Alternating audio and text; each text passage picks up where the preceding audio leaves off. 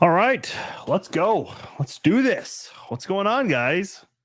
Happy Red Friday to all of you, first and foremost. Kind of started off with some heavy rain in the morning, but got better. Beautiful weather. If the weather was like this every single day for the rest of my life, I would be so happy. I'd be hiking probably every single day. Probably every single day. It's just one of those things that would never get old for me. Not one bit, but nonetheless, we're not here to talk about that. It is Red Friday. The Chiefs play in 2 days. Got a little bit of bad news today out from Arrowhead regarding some injuries with Nick Bolton not being available and Richie James also not being available. A couple players are questionable for Sunday, so we can talk about that. We can talk about the Bears, can talk about the AFC West, whatever is on your guys' minds. You guys let me know what you want to chat about. That is what the Red Friday live chat is all about. It is all about you guys. You guys get to pick the topics. You guys get to ask the questions. So please comment below. Let me know your guys' thoughts on anything that is on your mind, and we'll chat away with that. Let's start with the biggest news of the day: the injuries. Nick Bolton and Richie James are officially ruled out. They did not practice at all this week. Kadarius Toney did not practice on Wednesday nor on Thursday. However, he did practice today. Isaiah Pacheco, I believe, was also seen practicing today. Pacheco, Toney, and Willie Gay are listed as questionable. So obviously you have Nick Bolton, who is out, and you have Willie Gay, whose game day status is up in the air right now. So you've got your best linebacker and one of the best linebackers in the NFL who's out, and I think an underrated linebacker in Willie Gay, who we don't know about yet. So, man, this is kind of a rough week for the linebacking room for the defense. Although I will say, I think a lot of people have been wanting to see more of Leo Chenal. I've always said it's kind of tough for Leo Chenal to get some playing time because he's playing behind those two guys. Well, this might be his chance. You know who else we might see more of is Drew Tranquill. Drew Tranquill, I thought, was a very underrated linebacker during his time with the Chargers. If you look at Pro Football Focus, for whatever that may be worth to you, he was rated as one of the best pass coverage linebackers in the NFL last season. And I'm very curious to see how that translates to his involvement under Spags' defense. There's a possibility that both Tranquill and Chenal might see a lot of playing time this Sunday against the Chicago Bears. So obviously it's the Bears. I know a lot of people are have that mindset of you don't want to overlook them, but at the same time, I will say if you're going to have some absences, I suppose this is a good week for that to happen. There's never really a great week for that to happen. So I guess this would be as good of a week as any. Maybe next week also with the Jets. That's not really considered as big of a game as we thought it would be. There was a chance the Chiefs could blow them out at primetime, but hey, the Chiefs are always involved in some weird situations in these games when you least expect it. Well, I don't know what's the Chiefs' record against the spread. It's always something really bad. I mean, it's always they're not good at covering the spread. Michelle says, "Is the turf causing the injuries?" I'm not 100% sure if that's the case. Here's my thing. This is kind of become a household topic because it happened to Aaron Rodgers. I said last year, I was listening on, and I don't know how big of a deal this was. I don't think this was as huge of a topic, but I guess it got some traction last year during the playoffs because the defender that got to Mahomes from the Jaguars, I can't remember his name, but the one who beat Orlando Brown to get to Mahomes, shocker. I was listening to ESPN radio the Saturday after, and it was Friday or Saturday, and they're talking about some discussions about whether defenders can do that to a quarterback. Now it's like, wait a minute, is this being brought up because it was against an elite quarterback during a big game, like a playoff game. And now with Aaron Rodgers, his injury happening the way it did, people are wondering, oh, okay, well, a turf versus grass. Guys, listen, I'm not a doctor. I'm not an expert on this whole thing with turf and grass and all these things, but I just don't know if the surface is what caused his Achilles to go out on him. I just don't know that. I don't think that's really the reason for that. Again, I think this topic is kind of exacerbated because it happened to Aaron Rodgers. And, now there's all this talk about turf versus grass and all kinds of weird things. And I don't know. Chargers going to step up. The Chargers free agent going to step up in Bolton's spot, I think. Yeah, I think Tranquill is the expected guy, but I would still be curious to see Leo Chenal get some playing time. I think if there was ever a week for him to get more playing time, this might be the week for it, especially if Willie Gay maybe re-aggravates his injury this week.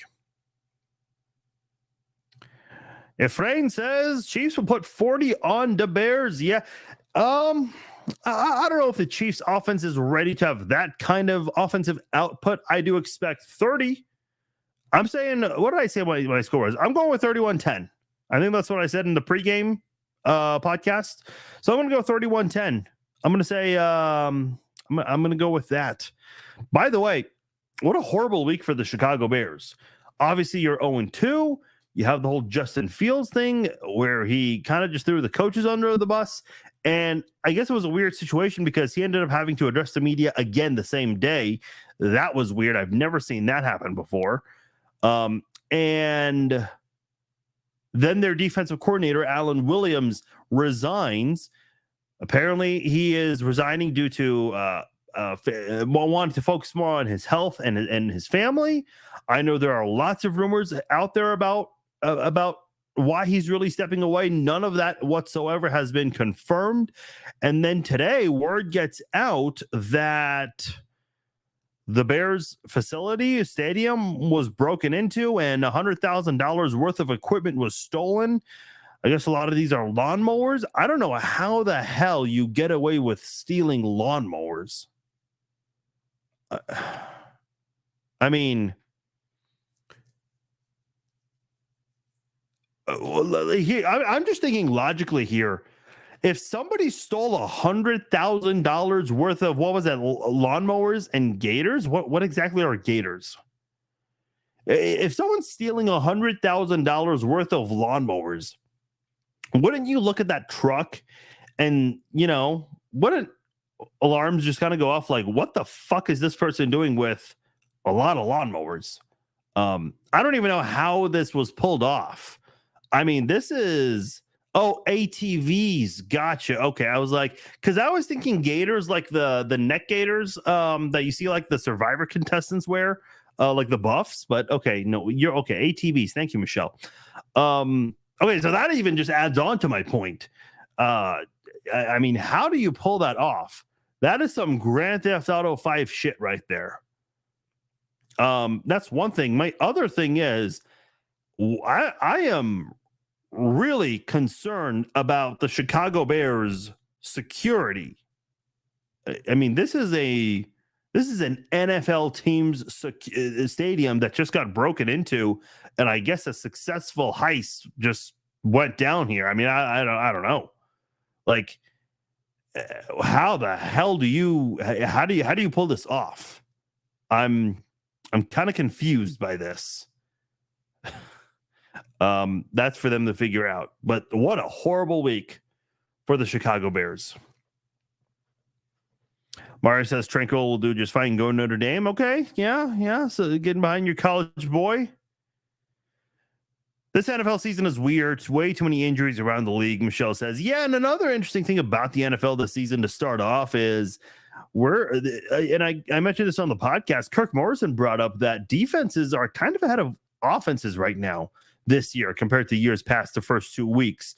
The Chiefs are definitely, one of the lower teams when it comes to points scored per game, but fortunately, it has not put them in position to be 0-2. So, look, I trust the Chiefs are going to figure it out. Are they going to be an offense like 2018? No, not even close to that. I would say maybe this might be the least productive offensive unit. So, and I think it may be a little early to say. I know a lot of people want to see more of Justin Ross. In fact, somebody was commenting. Myron said, "I hope to see more of Ross and Rice sighting come Sunday." Yeah, listen, you have Justin Ross, who is getting all this hype. You also have, you mentioned Rashee Rice and also Sky Moore. Rashee Rice and Sky Moore. I'm sorry. Those Rashee Rice and Sky Moore. I've mentioned this so many times. Those are your recent second-round draft picks. Generally speaking, when you have a second-round draft pick, those are guys who should be able to get significant playing time for you.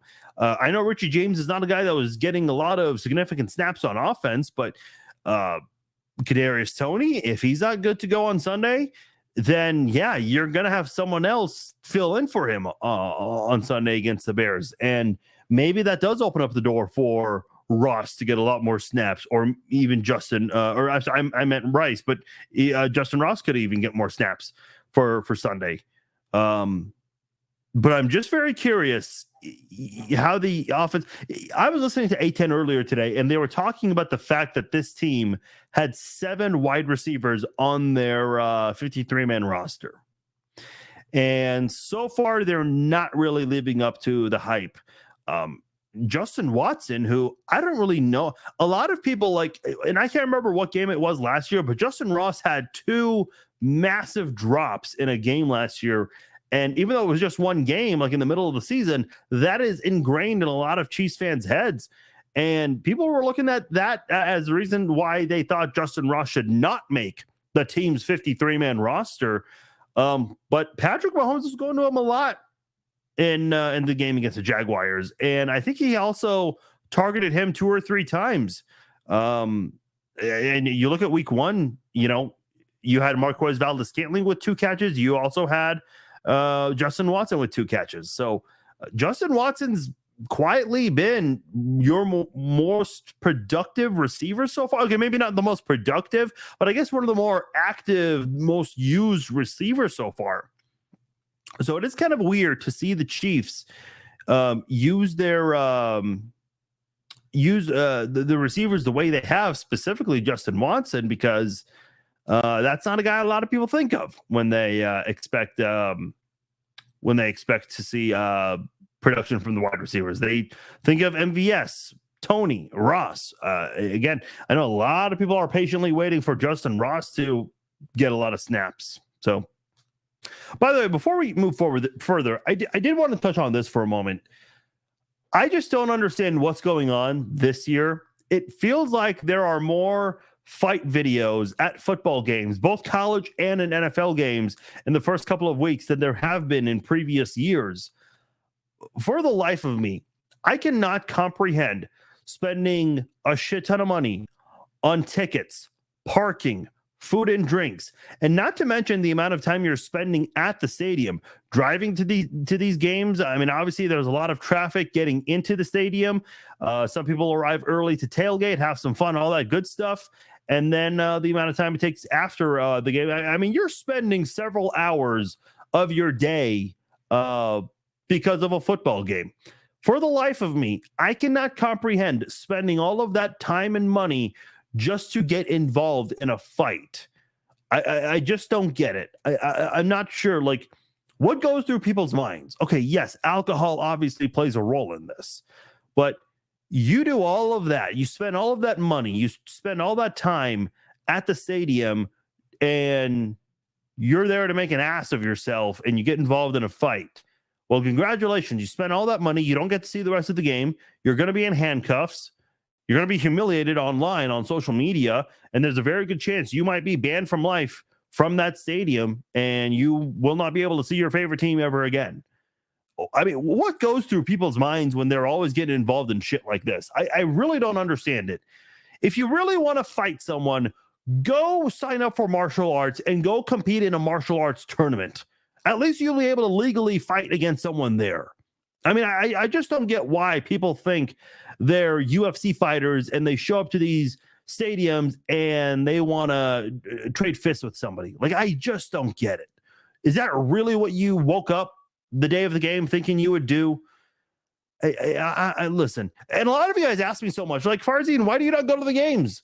Well, I mean, first of all, I was there a couple weeks ago, but man, me personally, first of all, I like the home viewing experience more. I like to listen to the broadcasters and all that stuff, and I like being on social media as well during the game. Sometimes, depending where you're sitting, the Wi-Fi just might be complete shit at the stadiums, but that's one reason. The second reason, the pregame and postgame traffic, it's just, I hate it. I really do. It just sucks. It really, really, really sucks. And then on top of that, you have idiots like this. When I was at the Chiefs-Lions game, fortunately, I never saw a fight in my area. I'm sure a fight happened somewhere in the stadium, but thankfully none of that happened around me. I did attend the Chiefs and Broncos game years ago in 2015, the game where Jamal Charles fumbled in the end there. Boy, there were a ton of fights in that one, and I just could not understand why. Like, what are you doing? And what are you fighting about ultimately? Like, because you root for opposite teams? I mean, shit, sometimes I see people who are wearing the same team's jerseys and they're getting into fights, and I'm just like, man, what happened? Is someone harassing someone? What's going on? Dude, I just don't get the people who do this stuff. I mean, if you really cannot handle alcohol properly, listen, I love a beer just as much as anybody else. Okay. You give me a good cocktail. Yeah, man. Let's have a cocktail. But there are some people in this world who are just not equipped for being able to handle themselves when consuming alcohol, and it's just unfortunate. It's look, I mean, you think of stadiums. Unfortunately, this kind of shit happens in households. I know we're not here to talk about that kind of thing, but there are some kids that grow up in that kind of living environment. I mean, this is just a stadium. This is only going to be your life for like a few hours because you're there to watch the game and whatnot. And there are some kids who grow up with that kind of lifestyle, unfortunately, which is really, really sad. It's just, and by the way, I mean, listen, like I said, I love a beer and everything. I could never have a beer at a football game, especially Arrowhead when it's loud and shit. I will get a migraine and I'll just have like the worst viewing experience ever. I don't get it, man. It just, if you seriously feel the need to want to go to a game and fight someone, just stay the fuck home, please. Like, for your own sake. I mean, forget about it. I know people don't care about other people's surroundings or kids that are going to see what happens. Whatever. I get that. You're selfish like that. But for your own sanity, just stay home. Just stay home, man. If someone shows up with a $5,000 lawnmower for $500, I'm gonna buy it for real. Yeah, I suppose. I just don't get how that happened. How do you pull that off? Michelle says receivers will get their groove back. They've been a little off. I think the optimistic side of all of this, Michelle, would be that, who's your quarterback? Patrick Mahomes. Who's your leader on the team in terms of pass catchers? Travis Kelce. Well, it's pretty easy to circle around those two guys and try to get something going. So if you think that maybe there's some hope for this offense in the near future, and it would need to happen pretty quickly, listen, I think within these next 3 games, or during these next 3 weeks, I should say, there's a great chance for this offense to pick it up and try to build some confidence, some momentum, some rapport with one another on the field. These next 3 weeks, they're a great opportunity to do so. And if you can't get going this Sunday, and you can't get going next Sunday either, the questions are going to come. People are going to start asking, what is going on with this offense? And listen, I've already said this before. The Chiefs are top 10 in the NFL in total offense and in passing. So moving the football is not an issue with this football team. It's not. I'm not here to debate this. The problem with this offense is they don't have that killer instinct to finish drives. And you can see that with the amount of points they're scoring per game. I think it's 18.5 points per game. And I think that ties for third or fourth worst in the NFL. So you got to be better than that when it comes to scoring. And this Chiefs team is more than capable of that. Listen, the Chiefs have been able to get into a rhythm in these two games at some point. You look at the second quarter against the Lions, they scored 2 touchdowns in that one. You look at the second half, they did have 2 solid drives. Now, neither of them ended in touchdowns. They ended in field goals instead. But, if you can maybe find a fix here and there, you'll be able to turn those field goal drives into touchdowns. And listen, not every single scoring drive is going to end in a touchdown, no matter if you have the best offense in the NFL or not. But you prefer to be able to have more touchdowns and field goals.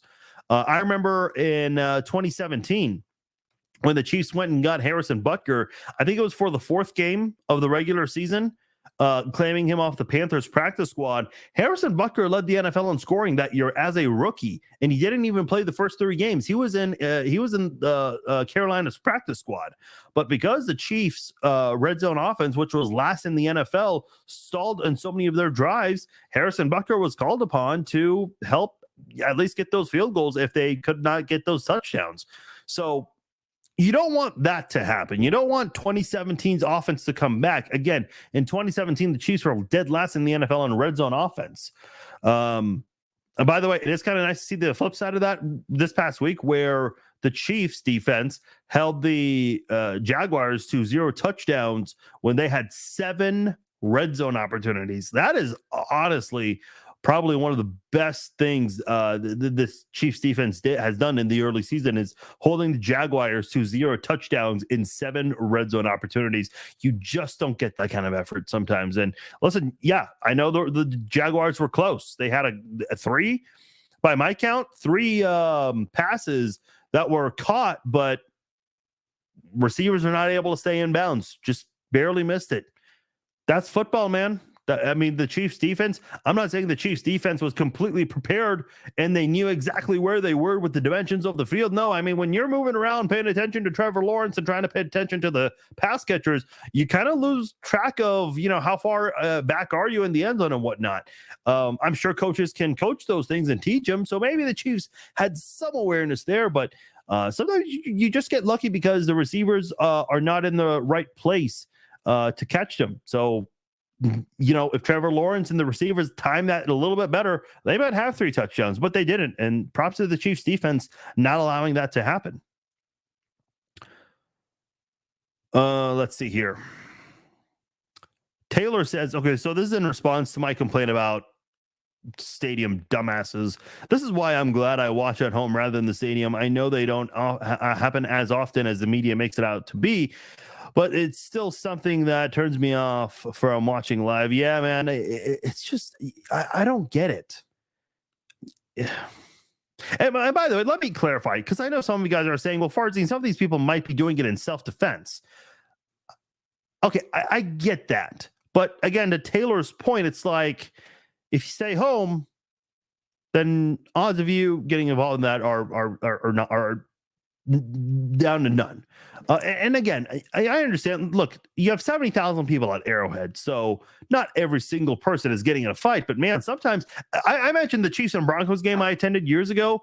Dude, I saw 3 fights happen in the same quarter around me. I'm just like, and by the way, I remember one of the female workers. She was, in her 50s, 60s, and she's trying to break up a fight. It's like, God. And by the way, I know a lot of people criticize fans for filming and not stepping in. Dude, if you do not want to step in between 2 strangers you don't know getting into a fight, I don't blame you one bit.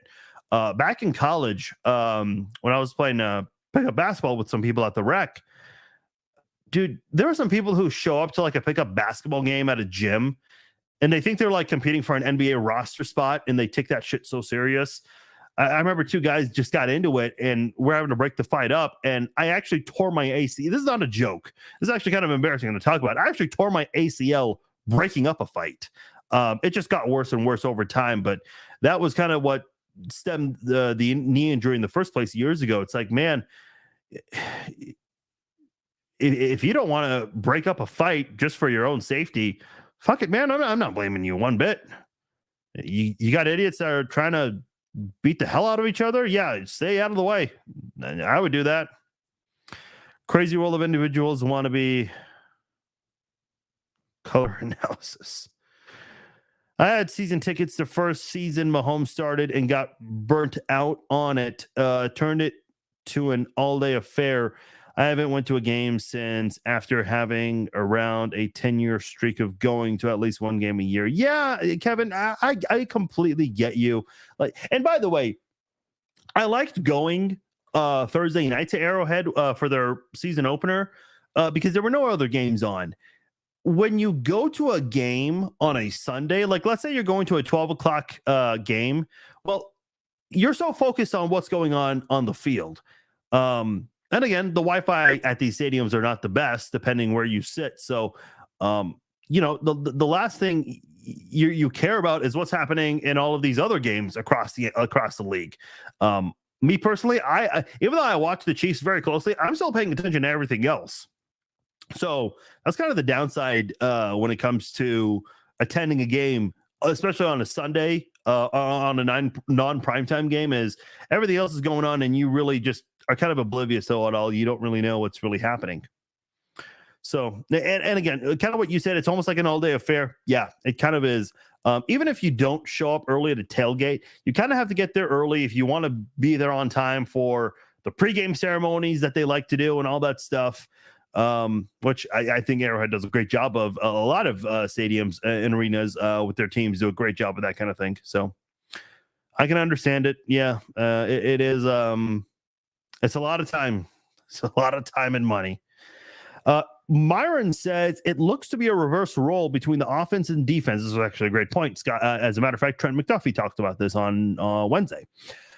Which means I can see the defense playing better than the offense because the lack of experience with the young receivers. I want to see more McKinnon and the other running backs be part of the passing game, especially on third down. There's a chance of that happening with Pacheco right now questionable for Sunday's game. The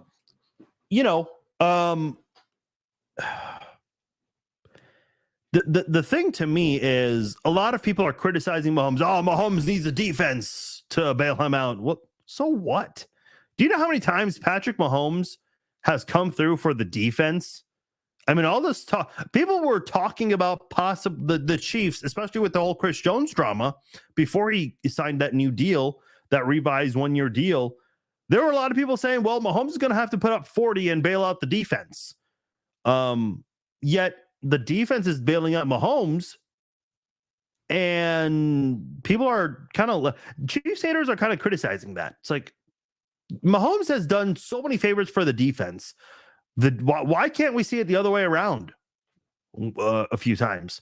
Prior to this season, the only time I can recall the defense bailing out Patrick Mahomes was against the Dolphins. I think in 2020, was it? I want to say it was 2020. Patrick Mahomes had a horrible game where he threw 3 interceptions, but the defense just played so great in that one that, thankfully it didn't cost you the game. That's the only time I can recall where the defense just absolutely came through for Mahomes when Mahomes had a really bad game. Prior to this season, of course. I can't drink alcohol. I fall right to sleep. Yeah, I can understand that. Overpriced beer. Vincent says, yeah, very overpriced beer. And Vincent says tickets are overpriced. Yeah. By the way, go to SeatGeek.com, save $20. First-time customers, use my promo code Farzine. Save yourself some money. That's why Chiefsaholic, I mean, he can't afford those tickets. He had to go to a bank to get the money for. Okay, I'm just being a dickhead now. No, seriously. Your comment about like overpriced beer and shit. Listen, you go to Power and Light, which by the way, I love P&L. I was there earlier today for lunch. Love that place. Great spot, especially when there are events going on like the Big 12 tournament, or if there's an event at the T-Mobile Center. A lot of people like to hang out there, eat and drink before they go over to their event. listen, you go to a place like P&L, man. You get 2 beers, that's $26. I mean, that's a lot of money. So, you pay for drinks only to get kicked out and arrested and humiliated online. Listen, man, I'm just trying to put myself in the shoes of the people who get in fights. If I was one of these people who got into a fight and someone filmed me on social media and posted that, dude, I would be embarrassed. I just would. I would delete all my social media. I could not even. I would have to hide from the face of this earth. I just could not, accept the fact that I did that kind of thing in public. And again, I understand there might be some people involved here who are fighting in self-defense because someone's being a jackass. I get that. I do. And again, it's just hard to know what exactly happened, what caused these fights to happen. Yes, alcohol was involved, but specifically what happened to start it all, it's just hard to say. But man, and the last thing I want is anyone filming me getting into a fight at a game. Yeah, see, Myron, it's not worth fighting. It's just a game. It's just a game. John says, Chiefs fan here in Colorado that won't go Denver Broncos because of the fitting, I assume you mean fighting, and attacks ever again. I mean, listen, this shit happens everywhere. I remember 2021, the first home game, I think it was, the first or second home game, people had, there was a brawl, and then the infamous one between two super fans. And look, I get there was some backstory between those two, which I don't give a shit, man. Like, if you two have to dish it out outside the stadium. Don't do it in front of other people in a place where they're trying to enjoy the game. Unfortunately, that was the only good hit the Chiefs defense had all game, because the defense was horrible, if you guys recall, against the Bills. But yeah, it's not worth it. I agree with you. It's just, I get people not wanting to attend for that reason. Especially if you have kids. Like, you don't want your kid to see that or possibly be in the middle of that shit. I mean, listen, when two people are going at it and want to fight, they don't give a damn who's in front of them. They just don't. And that's the selfish thing. Hopefully penalties will be also cut down. Taylor says, yeah, that's pretty important. Listen, Jawan Taylor had one of the better pass blocking grades this past week. The only issue with him is the pre-snap crap, which, listen, I don't know about that anymore. I just don't.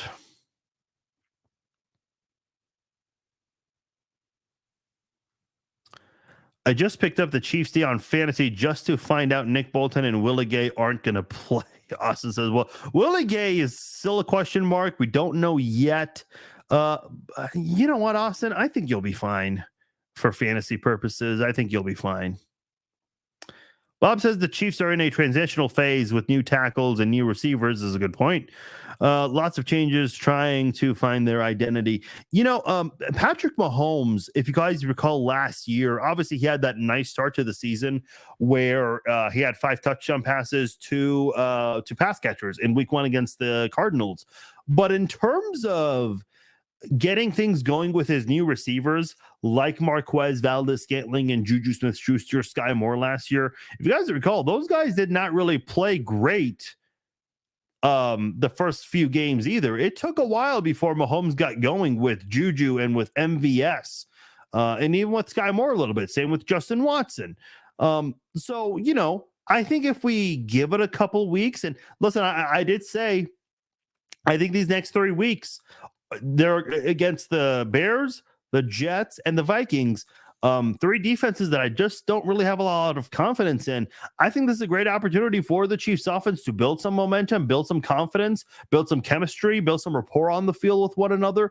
These 3 weeks right here, they're going to be important for the Chiefs offense. So let's see what they do.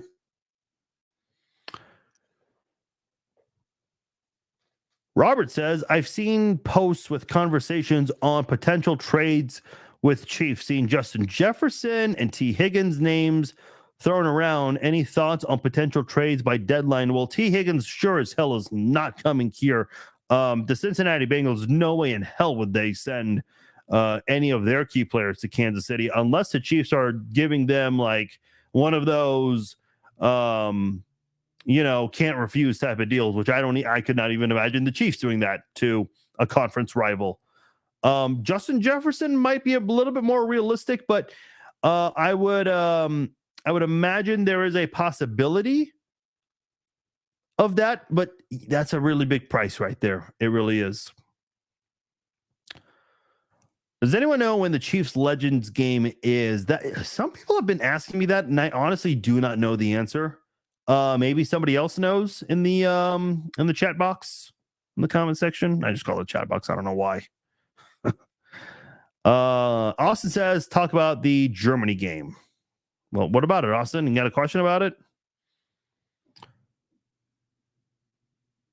I mean, we're just talking. This is a Red Friday live chat. This might be your first time here. So that's okay. I think the Chiefs are very fortunate to be in a division that has issues. The Bolts with Staley, man, talk about that one. Possibly losing the locker room, the Raiders lacking a pass rush, and the Broncos with issues on both sides of the ball, especially between Peyton and Wilson.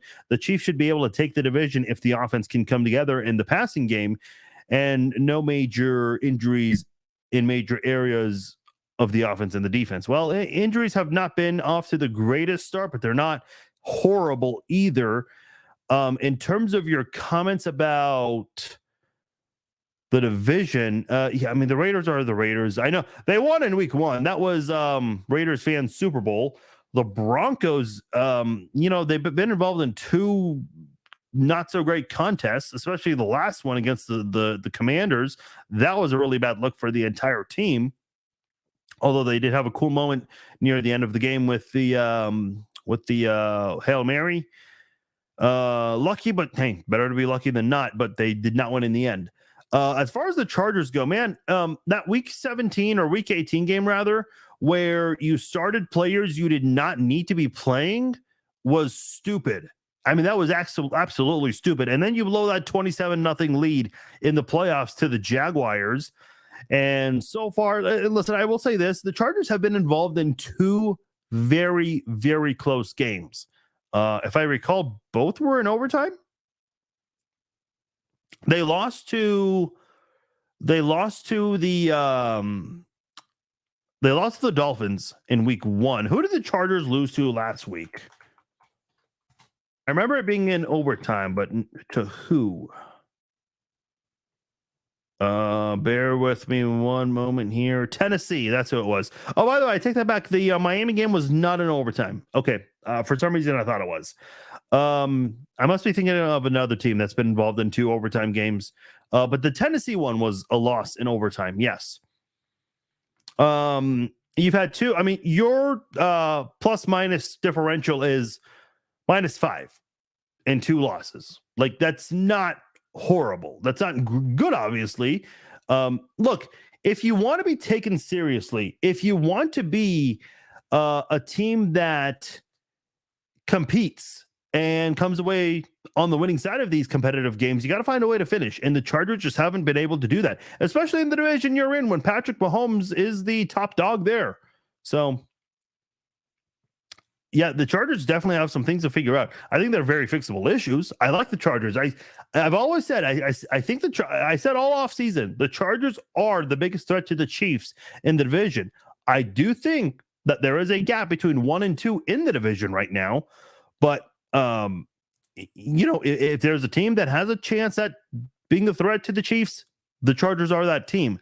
Not until they fix those issues, though. And yeah, I do agree with you, Myron. I think, if you're the Chargers, I think there's some second guessing with Brandon Staley. I think Brandon Staley got off to a great start when he took over with the Chargers. The things that he had done with that football team, now though, it just has not been very pretty. The last 4 games, going back to week 18 of last year, just not a good look.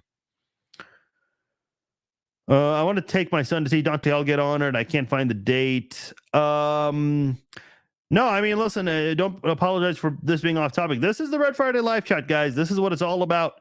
You guys pick the topics. Yeah, I don't know when that game is. I don't even think they've announced it. Usually they try to do it for a primetime game. I know Tony Gonzalez was honored on a Sunday Night Football game.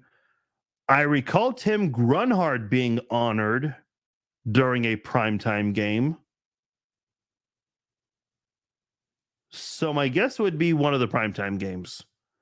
Sorry, I know that's not the greatest answer in the world, but hopefully, I mean, if you haven't bought tickets yet, I guess you would have to wait until the Chiefs make an official announcement on that, because I don't know, I don't think they have either. But a lot of people have been asking that, Stacy. Well, thank you, Michelle. I appreciate you joining for your first live. Never too late to join in on the party. Dolphins number 1 ranked offense right now. Tyree calling us out. Yeah, I saw that the whole thing with Chris Jones. I think he's just joking around. Listen, I know Tyreek and Chris Jones have been going back and forth. A lot of that is just, friendly shit talking and whatnot. I don't think it's anything too serious. I mean, listen, like, in what realistic possibility are we going to see Chris Jones and Tyreek Hill clash on the field, football wise? That is, I mean, the only way is if Tyreek Hill is getting like a handoff and is running up the middle to Chris Jones. Like, that's the only way we might see Tyreek Hill and Chris Jones cross paths during a live action during a game. I'm sure in between snaps, yeah, they might go up to each other and talk shit, but I just don't see that being the case. I think even Chris Jones even replied and was like, he responded with the laughing emoji. So it's really not. I saw KCTV5 put that in their headline, like, oh, he called out the Chiefs. No, he didn't. Just relax.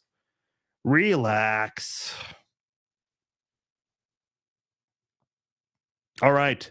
I'm caught up on the comments. I'll give you guys a minute or two if you guys want to ask another question. Otherwise, we're 42 minutes in, and I'm caught up on the comments. So if you guys have anything else, anything you want to ask, anything that's on your mind you want to put out there, let me know. All right, so I'll just go over this one more time for those of you who came in late. I think the Chiefs offense, this is a good week for them to pick things up. And this is a good weekend to start. You're playing the Bears, who just have all sorts of drama off the field, on the field. It's just not a good look. They're not a good football team. I think this is going to be Kansas City's first home win. I think it's going to be their first blowout victory of the season. I think this is really the time where the Chiefs can show that they are the Chiefs we know and love. So I think this is the week for them to make that happen.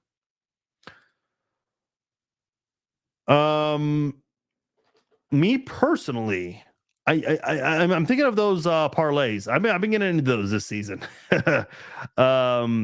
Man, I cannot do same game parlays. I do like the parlays where you pick 4 players from different games to score a touchdown. I think that's a little easier to do than the same game. But man, I'm trying to put together a parlay for college football tomorrow and for the NFL on Sunday. I love when they give those bonus bets, those no sweat bonus bets. Shout out to DraftKings. Yes, they do a good job with that. Yes. So I'm looking forward to that. Let's see here. Austin likely to get the last word here. How do you think we're going to play against the Dolphins in Germany? Your defensive backs got to be ready. I think it will be their toughest test of the season from an offensive mindset. I know the Bengals game is late in the season, so maybe Joe Burrow will be fully recovered by then, maybe not. And even then, like the issues the Bengals have, they're just not a good football team in general. I mean, even with the injury, which, by the way, Bengals fans were on my page telling me that Joe Burrow would be just fine. So, they're always right. Chiefs fans are not. So I don't know. But I do think that Dolphins game is going to be the toughest test of the season for the Chiefs defense, which has been playing very well. I think the biggest key in that one is you have to get to Tua. And with Chris Jones back, thank goodness, you have a chance at that. You look at what what George Karlaftis did this past week, and he even said this in the press conference this week, having Chris Jones there was pretty big. FAU got involved a little bit. So it would not surprise me if the Chiefs decide to send some extra defenders to go after Tua in that football game. If you can do that successfully, there's a good chance you can try to silence that offense. And by the way, I'm very curious to see how Tyreek Hill does against the Chiefs. Obviously, the Chiefs are very familiar with Tyreek Hill. The things that he's doing is really nothing different than past years. Yeah, sure, he might be doing a couple of things different that we might not be able to notice, but in general, he's still the same Tyreek Hill everyone is familiar with. How does a coach try to combat that? Being familiar with him. I'm very curious how Andy Reid coaches against him. I mean, you don't see the Chiefs going up against Tyreek Hill type of players because he was on the team for so many years. Now they're going to go up against him in Germany. So I'm very curious how they handle that. Myron says, I know it's very, very early, but if you had to pick this year's MVP right now, who would it be? I know Mahomes in the offense will get better, but right now the quarterback that is playing lights out is Tua. My pick would be Brock Purdy as a runner-up. Like I said, it's still early. Yeah, Tua is probably the name I was going to go with when I was reading your question. Tua's probably the guy I would go. I mean, Tyreek Hill, kind of hard to go against him also. I'm just trying to think from the NFC side if there's anyone that's really – I know this is not like the most thrilling name right now, but Jordan Love is doing some things that nobody was expecting him to do. I do like the way Jordan Love has started the season for the Packers. Certainly a surprise to a lot of people. Let me just pull up some numbers here because Tua really does come to mind immediately. See, Brock Purdy leads the NFL in passing with 736 yards, but he played a third game. Tua is second in the NFL in passing with 715. He was the leader going into week 3. Kirk Cousins, I don't know. CJ Stroud looking bad. I'm just looking at the numbers here. And again, I know this guy has an extra game, but Christian McCaffrey I know you said Brock Purdy would be your number 2. I would put McCaffrey over Brock Purdy in this one. I think Brock Purdy's playing great. Don't get me wrong, but Christian McCaffrey, I think, is, doing the running backs a favor in this one, trying to prove the importance of that position. And if there was ever a time where a running back could be a candidate for MVP, I think this might be the year for that. I really do. I think this would be the year where we could see a running back try to win MVP. What do you think of the Colorado Buffaloes? Now Warren Sapp is going there. Is he actually going there, or does he want to go there? I heard that he wanted to join the staff next season. As far as what I think, I think they're a great college football story. I really do. I know they might. I know the Colorado team is maybe getting a little too much coverage, but man, with the turnaround they've had, and obviously Dion is a massive name. I can understand why they're getting a lot of coverage. I still remember in 2013 when the Chiefs went from a 2-1 football team, and then they started the season 9-0. Everybody was talking about the Chiefs and the turnaround they had, and that nobody expected it. Even with that easy schedule, nobody thought they would do as well as. And I know a lot of people talk about that easy schedule in 2013 to start, but the teams that they were beating to start 9-0, they got their asses kicked by some of those teams a year ago. So, I think it's an awesome story in Colorado. I really do. I'm really curious to see how Dion tries to go from here with his coaching career. I think he's got a fantastic future with this coaching gig. I really do. I don't know what his plans are.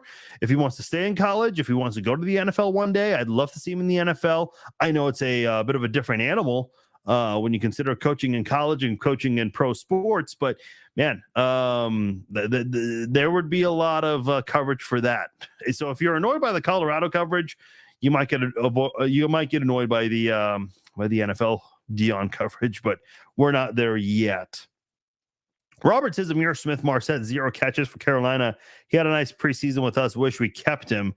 Yeah, with the way the receivers are looking right now to start, I kind of wish we kept him too. It's just, I don't know if you can keep 8 receivers, and if you put him on the practice squad, well, obviously Carolina would have gone after him.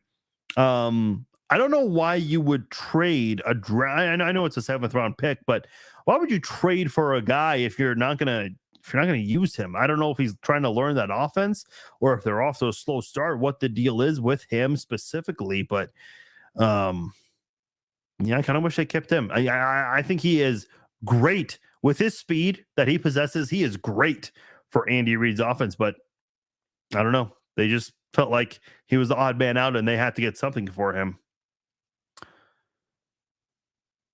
Hopefully Christian McCaffrey stays healthy. Yeah, hopefully. He had some really good years in Carolina. And then, when he went to the 49ers, I still remember his first game was against the Chiefs. And when you consider the fact that it was with like 2 or 3 days notice, he still played. Like the way they viewed him, the way they valued him to even let him play on 2 days of preparation with a brand new team, I think that just tells you how great of a football player he is. So I really hope he stays healthy because I think he's a good story, especially for that running back spot. Add in the fact that the running back position has had some negative coverage than positive. So I hope he continues to do what he's doing. Where is Jonathan Taylor going? Austin's asking. That's a great question. I don't even think Jonathan Taylor has the slightest clue. Shit, look at the Browns. I get the Browns had familiarity with Kareem Hunt, but I even said before the Nick Chubb injury, I was like, wait a minute, why is Kareem Hunt still available? Do people still hold that incident against him? I think I think that was a horrible look for him. And listen, I don't want to get too much into it, but this is why you should not be drinking. We talked about fights and alcohol and all this stuff at stadiums. This is why you should not be partying and hanging out with people you just don't know. Because it turned out like they ended up realizing she was underage. But my point is, at some point, I think, look, it's been several years. You got to forgive and move on. And I know somebody mentioned his age. What is he? Is he 29 or 28? He's 28. He turned 28 in August. I know that's not the most enticing age when you look at the running back position, but when you consider the fact that Kareem Hunt, he has not necessarily been playing a lot of snaps. So this is not your typical 28-year-old running back that, is kind of already thinking about the tail end of his career. This is a guy that still has probably plenty of gas left in the tank. And if you give him an opportunity, which given that the fact that Nick Chubb is hurt and gone for the season, I think Kareem Hunt now has that chance to prove that he can go back to the running back he was in 2017 and 2018 before he got kicked off the Chiefs. So I think there's a chance that he might be able to do that. But to answer your question about Jonathan Taylor, dude, I have no idea. If you ask me about like receivers and where they might go, that's an easier question because it's just so hard with running backs right now. Like I said with Kareem Hunt, and again, I don't know if the incident was a factor, even though it's been years later. But the running back position just, I think teams would rather just use guys from their practice squad if they really need to get another running back. Dion made it clear he does not want to go to the NFL. He says dealing with millionaires is not something he wants. He'd rather stay in the college ranks, but whomever takes either of his sons, I can see him maybe going into the NFL. Yeah, I can understand. Listen, I think every coach can be different on this kind of thing. There are some coaches that could never deal with high school athletes because they just don't want to deal with players at that age. There are some players that don't want to deal with college kids because they feel like, they don't know how to handle that kind of immaturity at that age when they're still growing and trying to become men. And, in Dion's case, and I don't know he said that specifically, but I'll take your word for it. Yeah, I can see that.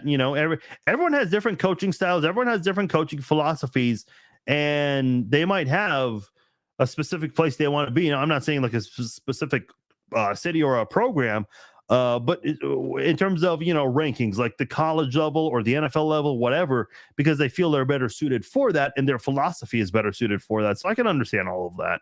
I certainly understand all of that. I know the wide receiver core is bad, but could some of it be Mahomes' fault? I saw some of his passes wobbly and not the best looking throws.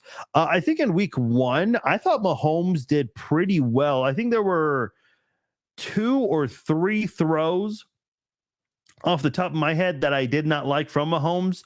I mean, if he throws 2 or 3 bad passes a game, as long as they don't get picked off, that's not the worst thing in the world. I will say I think the offense in general played better in week 2, but I think Mahomes performed better in week 1 than he did in week 2. I hope that makes sense. The reason I'm saying that is because I think the pass catchers were far more serviceable and they came through more in week 2. But I do agree with what you're saying, Lewis, with the with some of the questionable decisions and passes from Mahomes. I did see more of that in week 2 than I did in week 1. So, the offense has been weird to start off the first couple of weeks. They have been. McCole Hardman is not getting many reps. Some chatter on the web. Yeah, a lot of people were angry about this in week 1 because there were some people that put like same game parlays with McCole Hardman. And I'm not the most familiar with how these things work, but supposedly if the player you bet on does not play a snap, I guess your bet is void and you get your money back. Can someone confirm that? Because I don't know if that's correct or not. But McCole Hardman played 1 snap, and it was on a kick return that was for a touchback.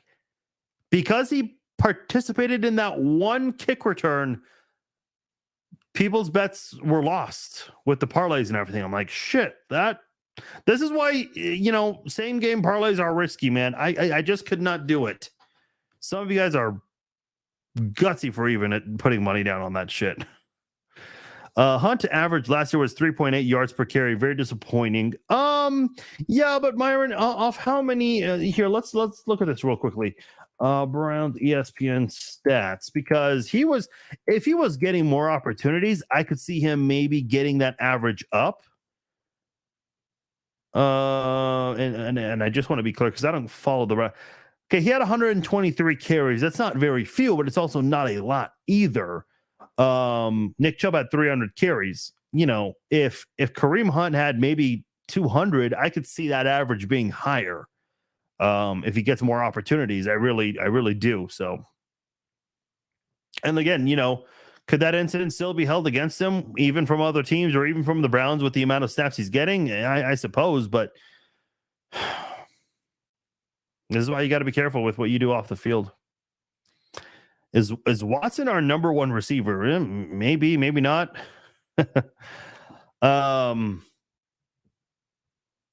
Mahomes tried to rely on him a lot more than I thought he would in that game. And again, you got to understand, last year you had a lot of turnover at the wide receiver position. Even this year, you had a lot of turnover at the wide receiver position. And even guys like Sky Moore, yeah, sure, he was on the team last year, but he didn't play a lot on offense last year because he was behind Juju, MVS, and Kelsey, again, is your primary pass catcher. So there was no need for Sky Moore as much last year compared to this year. So, yeah, I think, Mahomes is still trying to get acclimated with some of these new guys. And I don't know how much of the transition from Bieniemy to Nagy is a thing. Again, it's Andy Reid's offense, but with the offensive coordinator being different, I would imagine there might be some changes in that department as well. What was that going forward on 4th and 22, Michelle said? So it was 4th and 20, and then I think it was a false start penalty that made it 4th and 25.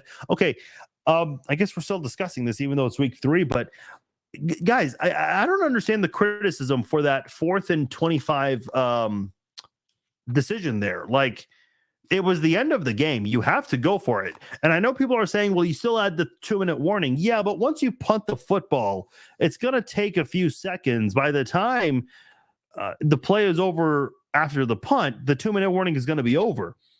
So you really didn't have the 2-minute warning, if we're being honest. Because if you punt the football back to Detroit, they're just going to pick up a first down or two, and it's going to be over. They did exactly that after the turnover on downs. So I have zero problems with the Chiefs going for it. I don't care if it was 4th and 50. The game is on the line. You got to do something. And listen, they actually had a chance to convert. I mean, Sky Moore had the ball. I think Sky Moore was just kind of thrown off because he thought it was going to be tipped. And so, hand-eye coordination, the thought in your head and the quick response time, I think all of that maybe played a role, but the Chiefs had the right play call. I mean, if Sky Moore doesn't get thrown off, he catches that's a first down, and the Chiefs have a brand new set of downs and an opportunity to steal a game in some of the most struggling circumstances.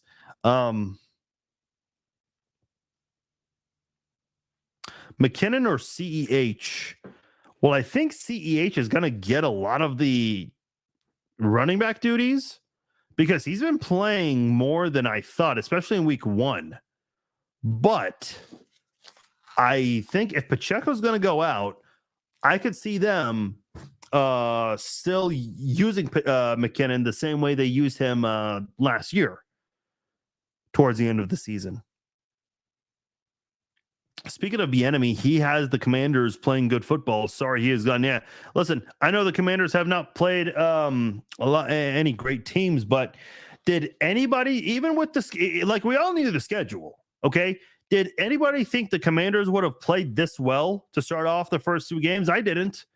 Good on Eric Bieniemy. I mean, he is proving a lot of people wrong right now. And if they play the Bills right, dude, if the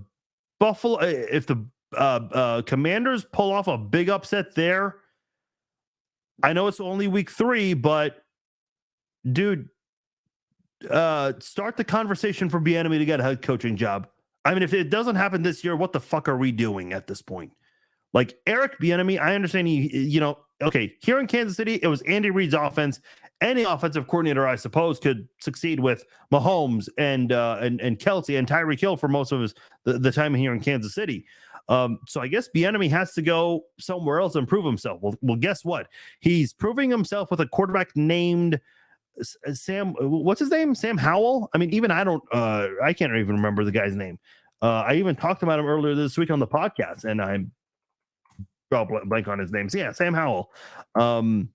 And I was surprised they went with Sam Howell. I actually like Taylor Heineke. I really did. So I was kind of surprised that they decided to move away from him. But yeah, man, what Eric Bieniemy is doing so far, I don't know if a lot of, offensive coordinators who are aspiring to be head coaches would be able to do what he's doing. So good on him. Told my husband if Moore caught it, then everybody would be talking about the awesome play. Yeah, listen, that's what happens when you go for it on 4th down, or if you go for a trick play. Like, look at the trick play attempt when the Chiefs went for it on 3rd and short. They did the jet sweep handoff. If that worked, everyone's talking about how awesome Andy Reid is and how great the players are for executing it. If you fail, well, then, the players cannot execute a simple thing like that. Andy Reid's an idiot for even going for it.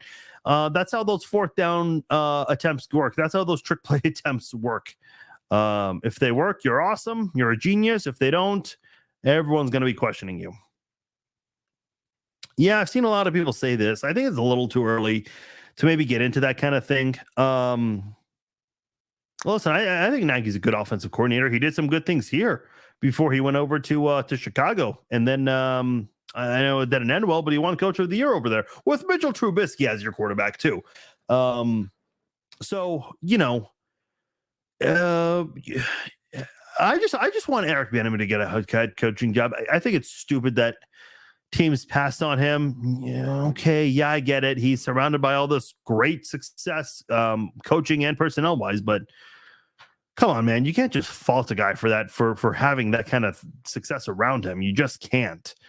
So he's doing it in Washington. So far, so good. He has to get a head coaching job, especially if they keep this up. Yeah, I hope so too, Liz. That would be awesome to see. All right. See, I was thinking of ending this like 20 or 30 minutes ago because I was caught up on the comments, and I gave you guys like 2 minutes to kind of catch up, and you guys stepped it up with a bunch of more questions. So thank you guys. You guys have been awesome for that. Okay, this will be the last question. This is from Austin. When will Mitchell Trubisky start over Kenny Pickett? I don't know about that. I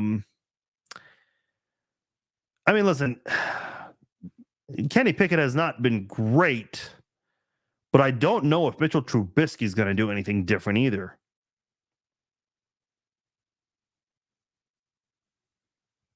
Maybe.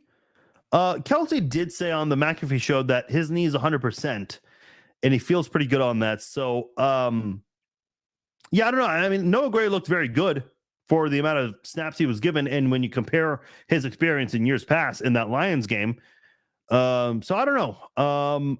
Maybe this would be a week where we see some of that against Chicago's defense, but I think it's still Kelsey's show at the end of the day, especially if he says his knee is 100% good to go and he feels pretty good. So, plus he took a big shot where Mahomes overthrew him, and this kind of goes back to that earlier question about Mahomes' throws recently. But there was one.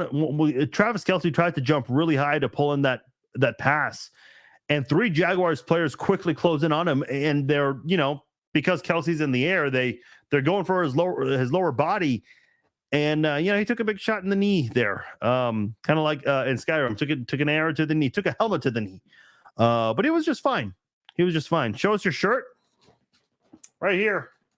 Let's go. Let's go. Let's go. All right. I'm out of here, guys. Thank you guys so much. Liz, Robert, Myron, Austin, Stacey, Michelle, Joe, Robert. There were 2 Michelles here tonight. Bob. Hopefully I'm not forgetting any more names. Taylor, Vincent. We're doing our typical shout out to end Kevin, Mario, Efrain, and Della. Shout out to all of you guys. Thank you guys again for participating in this Red Friday live chat.